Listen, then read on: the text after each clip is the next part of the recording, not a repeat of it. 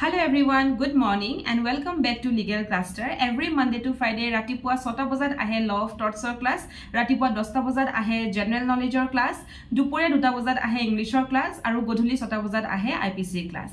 Ji hokole offline coaching lobo pora nai online more channel le ahi class kini sabo pare aru coaching or dore apnaloke notes prepare koribo pare. এতিয়া কালি আমি পঢ়িছিলো ট্ৰেসপাস two goods লৈকে আৰু আজি এটা নতুন chapter আমি start কৰিম হেতু হৈছে ফ্ৰড ডিসিট নেগলিজেন্স এনেকুৱা ধৰণৰ টপিক আমি পঢ়িম মই মেইনছৰ বাবে কোৱেশ্চনছ দি যাওঁ আপোনালোকে কোৱেশ্চনছ খিনি যাতে নোট কৰে তাকে হেতু আশা এটা মই কৰিলো কাৰণ বাৰেপতি আপোনালোকে ভিডিঅ'ছ খুচৰি চাব নোৱাৰে কোনটো লেকচাৰত কি ভিডিঅ' আছিল কি টপিক আছিল আপোনালোকে গম নাপায় হেহে নোট কৰি ৰাখি যাব কোৱেশ্চনছ কিটা এট লিষ্ট সো ফ্ৰড আৰু ডিসিটৰ ভিতৰত আপোনালোকৰ এটাই কোৱেশ্চন বনিব পাৰে হেতুৱে হৈছে যে ডিফাইন ফ্ৰড অৰ ডিসিট আপোনালোকক পঢ়াবলৈ মই 4-5 খন কিতাপ ইউজ কৰো আৰু বহুত কোৱেশ্চন পেপাৰ ইউজ কৰো বেলেগ বেলেগ ষ্টেটৰ গতিকে কোৱেশ্চনছ খিনি আপোনালোকে লিখি ৰাখিব define fraud or deceit and discuss its ingredients what defenses may be taken ingredients full stop what defenses may be taken in any action for deceit under tort question mark etia higol yat definition to khudise fraud or deceit so deceit naiba fraud jitu hoy hetu ami proper definition pam winfielder pora gotike apnaka winfield e ki koisile kitabor pra sidha likhibo pariboi hetu so deceit ki hoy hetu eta je false statement of fact hoy he bostuto apnaloke yat bhorabo okay then ahi gol essential ingredients khiniu kitabot apnaloke dhuniya ke pabo kintu essential ingredients likhute apnaloke eta case law mention koribo karon essential ingredients khini ami kor pora palu kuntu case or pora ami essential ingredients paisu deceit ba fraud or babe he case to nam hoise dairy versus pig dairy versus pig DERRY dairy versus pig PEEK এই কেসটো পৰে আমি যে action for deceit মানে যিখিনি ইনগ্ৰেডিয়েন্টস হয় ন সেই ইনগ্ৰেডিয়েন্টস খিনি আমি এই কেসটোতে লেট ডাউন কৰিছিলে এই কেসটো পৰে আমি গম পালো গটিকে হে কাৰণে এটো মেনশন কৰিব আকৌ ডিফেন্সেস খিনি খুদিছে what defenses may be taken in any action for deceit under tort হয় নে সেম ডিফেন্সেস খিনিও আমি এই কেসটো পৰে গম পালো গটিকে ধৰক ডিফেন্সেস মানে কি আপোনালোকে এনেকে লিখিব লাগিব যে এটো একচুয়ালি নোটটা মই বনাই ৰাখিছো কাৰণ ডিফেন্সেস খিনি আপোনালোকৰ একাখন মানে কোনো এখন কিতাপতে ভালকে নাই ফ্ৰড আৰু ডিসিট মই যিমানখিনি কিতাপত চাইছো কতো ভালকে নাই সেই কাৰণে মই ডিফেন্সেস খিনি এটা নোট বনাই ৰাখিছো মই ভাবো যে আপোনালোকক মই দি দিও যাতে আপোনালোকে লিখি ৰাখক আৰু নিজৰ ভাষাতে আপোনালোকে এপ্লাই কৰিব পাৰিব পিছত পৰীক্ষা হলত গতিকে লিখক defenses in an action for tort number 1 defenses খিনিও আমি সেম কেসৰ পৰা কিনো গম পালো কাৰণ সেই সেম কেসটো যত এপ্লাই হোৱা নাই সেইখিনিয়ে ডিফেন্সেস এটো যেটো কলো কেসটো ডেৰি ভাৰ্সেস পিক হেতু যত এপ্লাই নহল সেইখিনিয়ে ডিফেন্সেস হয় নে গতিকে number 1 ডাইৰেক্টৰ্স issuing a prospectus number 2 কিন্তু এটা ধুনিয়া বনাইছো মই আৰু এটা আপোনালোকক মই এভিডেন্স সেক্টৰ এটা সেকশনো মেনশন কৰি দিম so link বনাই মই সদায় ভিডিওত কৱে মোৰ প্ৰত্যেকটো ভিডিও নতুন নতুন কিবা এটা শিকিবলৈ পাবই যে যেতিয়া আপোনালোকে এজন জাজ হ'বলৈ গৈ আছে গতিকে আনসাৰ ৰাইটিংটো আপোনালোকে জাজৰ দৰে কৰিব লাগিব ল ষ্টুডেন্টৰ দৰে নহয় হেহে এই আনসাৰটোত মই ধৰক ইন্ডিয়ান এভিডেন্স সেক্টৰ এটা হুমুৱাই দিছো হেতু হৈছে number 2 when an estoppel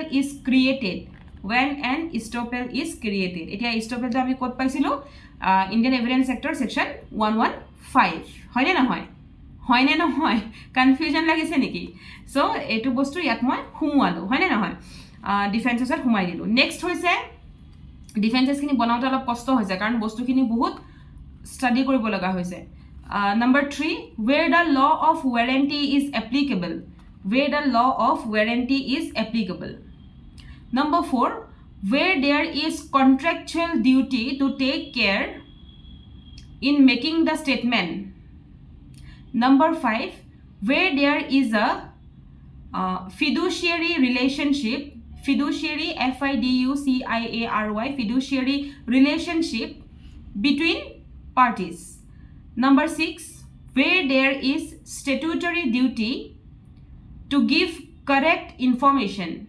Number 7, where a statement is made in relation to property of a dangerous character. একেটাই হৈছে ইয়াৰ ধৰক ডিফেন্সেস নে এটো টপিকত ফ্ৰড বা ডিসিটৰ টপিকত ইয়াৰ ওপৰত আৰু একো কোৱেশ্চন নাহে একেটাই আহিলে আহিব নাহিলেতো নাই নেক্সট আমাৰ টপিকটো হৈছে নেগলিজেন্স জানেই নেগলিজেন্স কন্ট্ৰিবিউটৰি নেগলিজেন্স নুইজেন্স এবোৰ বস্তু বহুত ইম্পৰ্টেন্ট হয় এবোৰ বাৰে প্ৰতি ৰিপিট হোৱা কোৱেশ্চন হয় হয়নে নহয় ডিফেমেশন এবোৰ গতিকে নেগলিজেন্সৰ ওপৰত আপোনালোকক এটা কোৱেশ্চন বনে হেতু হৈছে ডিফাইন নেগলিজেন্স আৰু ইয়াৰ এসেনশিয়াল এলিমেন্টস কি কি কিতাবত আছে মই আৰু বেলেগ একো নকওঁ খালি এটা কথা মন ৰাখিব নেগলিজেন্সৰ যে ডেফিনিশন দিয়ে এই সাধাৰণভাৱে ডেফিনিশন নিদিব in the law of torts negligence কাক কয় সেই ডেফিনিশনটো দিব সো চাও negligence যেটো নরমাল আপোনাকে ডেফিনিশন জানে গুগলৰ পৰা চালে কিতাবৰ পৰা চালে মানে ইন জেনাৰেল যে ডেফিনিশন দিছে সেই ডেফিনিশনটো আনসাৰ ৰাইটিংত কোনো মূল্য নাই কাৰণ আপুনি এগৰাকী ল ষ্টুডেন্ট নহয় আপুনি আহিব লগ মানে বনিব লগা জাজ এজন গতিকে সেই হিচাপত আপুনি আৰু জেনাৰেলি ইন জেনাৰেল নেগলিজেন্স কাক কয় হেতু বুজাব নেকি হেতু এটা সৰু বাচ্চাইও পাৰিব হয় নে গতিকে ইন দা আইজ অফ টৰ্ট মানে in the law of টৰ্টস negligence কি হয় নেগলিজেন্সৰ দুটা মিনিং আছে ইন দা ল অফ টৰ্টস নেগলিজেন্সৰ দুটা মিনিং আছে এটা হৈছে ইন্ডিপেন্ডেন্ট টৰ্ট যে নেগলিজেন্স এটা ইন্ডিপেন্ডেন্ট টৰ্ট আৰু দুই নম্বৰটো হৈছে ই এটা মোড অফ কমিটিং সাৰ্টেন টৰ্ট ওকে এইটোৱে হৈছে ইয়াৰ মিনিংটো সো tortious liability ই এটা মানে মেন্টাল এলিমেন্ট হৈ পৰে এই বস্তুটো আপোনাকে ইনক্লুড কৰিব এনেকুৱা ধৰণৰ ধুনিয়া ধুনিয়া বস্তু লিখিলেহে মাৰ্কস পাব নৰমালি আৰু লিখিবটো সৰুলাছলিয়ে পাৰিব ক্লাস 10 ৰ ষ্টুডেন্ট এটা আপোনাক নেগলিজেন্সৰ ভাল এটা মিনিং লিখি দিব পাৰিব হয় নহয় হেতু কৰিব ওকে আৰু ইয়াত এটা কেস আপোনাকে দিব পাৰে একদম ফেমাস কেস হয় জেকব মেথিউৰ কেসটো Jacob Mathew versus state of Punjab 2005 এই কেসটো আপোনাকে ইয়াত কিন্তু ইনক্লুড কৰিব পাৰে essential ingredients or kotha koisilu moi essential khini hoise number 1 duty to take care kitabot ase likhibo na lage duty to take care towards plaintiff breach of that duty damage ekitai hoise yar essential ingredients aru essential ingredients kita okonman bohala kinu likhibo lagibo thik ase then hoy gol আপোনাক এটা question মই দিও সেই কোৱেশ্চনটো লিখি ৰাখক আনসাৰটো লিখিব লিখি পেলাই মুক আপোনালোকে কমেন্টতে হক বা হোৱাটসঅ্যাপতে হক সেন্ড কৰি থবচোন ময়ো সাম যে আপোনালোকে কেনে ধৰণে আনসাৰ লিখিছে কোৱেশ্চনটো লিখকচোন নো কেস অফ ইয়াৰ নেগলিজেন্সৰ ওপৰত দে হোমৱৰ্ক দিছো মই টিচাৰে হোমৱৰ্ক দিয়া নহয় মই দিও no case of actionable negligence will arise এটো আগতে পাঞ্জাবত আহি যোৱা পাঞ্জাব জুডিশিয়াল সাৰ্ভিসত আহি যোৱা কোৱেশ্চন হয় no case of actionable negligence will arise unless there is breach of duty to take care ekhini uddha kamahor bhitor likhok mane inverted kamahor bhitor likhok e nor pora ekdom take care leke okay inverted kama tapsore dash lal di likhok explain the above statement with the help of decided cases homework লিখিব লিখি মুলৈ পঠিয়াব মই check কৰি দিম আৰু যদি নপঠিয়ায়ো তথাপিতো কিন্তু লিখি থব এই বস্তুটো ঠিক আছে negligence or defenses আহিব পাৰে নেক্সট কোৱেশ্চন এটা বনে যে what defenses are available in an action for ধৰক cases of tort based on negligence কোৱেশ্চনটো এনেকৈ আহিব পাৰে গতিকে ডিফেন্সেস কিনি কিতাবত আছে 10টা ডিফেন্সেস লিখি দিব তাৰ ভিতৰত আপোনালোকে কনসেন্ট নো ডিউটি কনসেন্ট ইনএভিটেবল এক্সিডেন্ট এবোৰ মানে মেইন ডিফেন্স এবোৰ আপোনালোকে এই নি দিব ভিস মেজৰ এবিলাক এই নি দিব ঠিক আছে দেন হোল কন্ট্ৰিবিউটৰি নেগলিজেন্সত কোৱেশ্চন এটা আহিব পাৰে যে এই ডক্ট্ৰাইনটো আপোনালোকক explain koribo dibo explain the doctrine of contributory negligence aru discuss the principles governing this doctrine okay so yaru apnalok eta moi heri dim homework dim de moi prothomote koilo so contributory negligence or apnaloke ei doctrine to sabo je e ki hoy according to tort e ki hoy aru he ki hoy to likhute eta case law dibo jitu eta famous case law landmark case law asile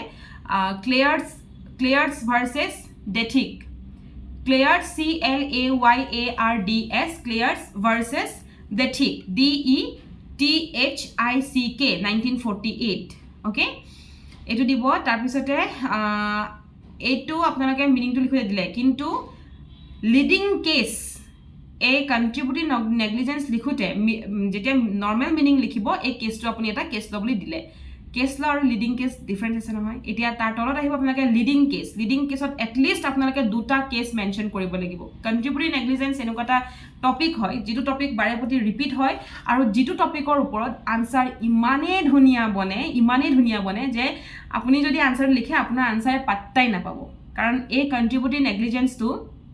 এটা বহুত ডাঙৰ chapter হয় যদিও আমাৰ টৰ্টছত সৰুকৈ আছে কিন্তু যেতিয়া আপুনি ৰিসাৰ্চ কৰিব যেতিয়া আপুনি ফেলোশিপ ল'ব তেতিয়াহে গম পায় যে কন্ট্ৰিবিউটৰি নেগলিজেন্স কি বস্তু তা মানে হি অকলে এখন টৰ্টৰ কিতাপৰ নিচিনা ইমানমান ট্ৰাষ্ট মি হসাকে হি ইমানমান হয় কন্ট্ৰিবিউটৰি নেগলিজেন্স গতিকে তাৰ ওপৰত মানুহৰ বহুত নলেজ থাকে হেহে লিডিং কেস এট লিস্ট দুটা মেনশন কৰিব কেস নম্বৰ 1 আপুনি মেনশন কৰিব বাটাৰফিল্ড ভাৰ্সেস ফৰেষ্টাৰ যেটো 1808 আছিল আৰু এটো এটা ধৰক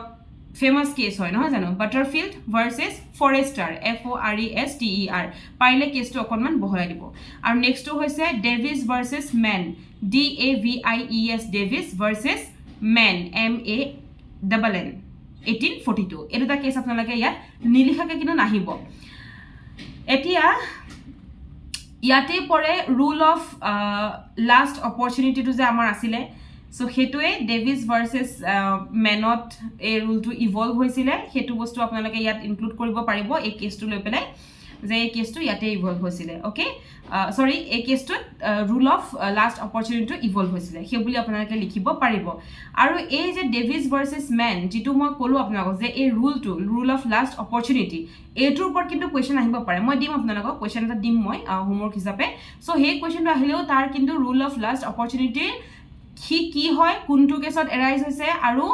তাৰ লিমিটেশন কি এইটা বস্তু চালেই হ'ব আৰু নেক্সট হৈ গল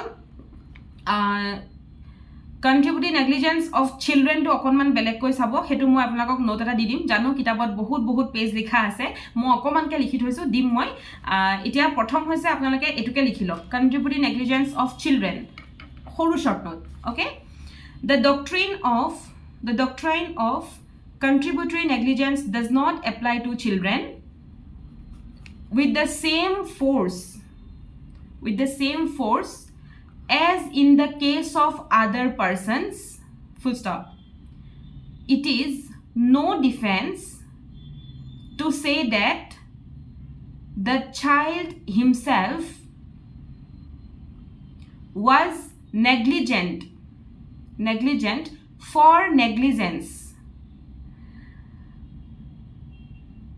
is but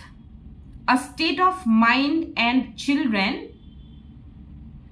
have not sufficient mind to judge as quickly as an adult full stop when the plaintiff is a child comma he will not be disentitled DISENTITLED to relief RELIEF merely because he has failed to show as much care as a person of mature age okay এটোৱে হৈছে contributing negligence of children ভিডিওটো সামৰিবলৈ লৈছো তাৰ আগত আৰু এটা homework দিও আপোনালোকক আজিকালি মই হোমৱৰ্ক দিও এতিয়া আকৌ হোমৱৰ্ক ম্যাডাম বুলি নামাতিব সো হোমৱৰ্কটো লিখক define the contributory negligence full stop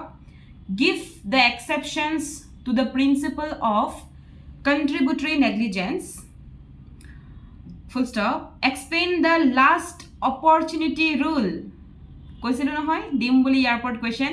explain the last opportunity rule in contributory negligence একেটাই কোয়েশ্চন 5 মার্কস আছে আনসার লিখি থব আৰু শো কৰিব আজি ইমানে কাইলে আকৌ নতুন এটা টপিক লৈ আহিম নতুনকৈ আকৌ স্টার্ট কৰিব লাগিব টপিক এতিয়া টৰ্চ শেষে হ'ব হৈছে সদায় কৈ আছো কাইলে সম্ভৱ 2 দিন স্টাৰ্ট কৰিম আজিলৈ আহো কাইলে আকৌ লগ পাম নমস্কাৰ